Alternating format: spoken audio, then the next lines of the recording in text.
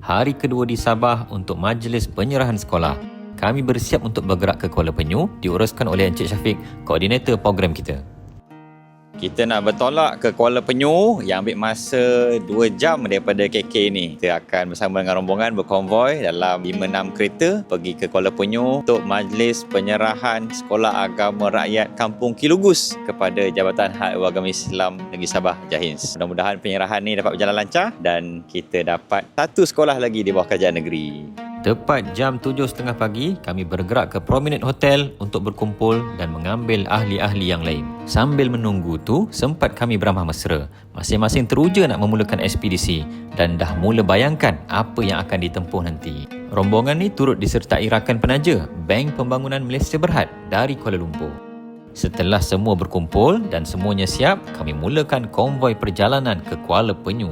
Sambil-sambil konvoi tu, sempatlah kami melayan kerepek bawang dalam kereta. Barulah tak ngantuk. Setelah 2 jam, sampai juga kami ke Kampung Kilugus. Inilah Sekolah Agama Rakyat yang dibina atas kerjasama BPMB dan juga Yayasan Ikhlas. Setelah 3 tahun kami operasikan, hari ini kami serah kepada Jahins. Untuk next content, saya akan ceritakan tentang pewakaf tanah dan semua individu yang terbabit dalam projek ni. Stay tune untuk next content. Bye!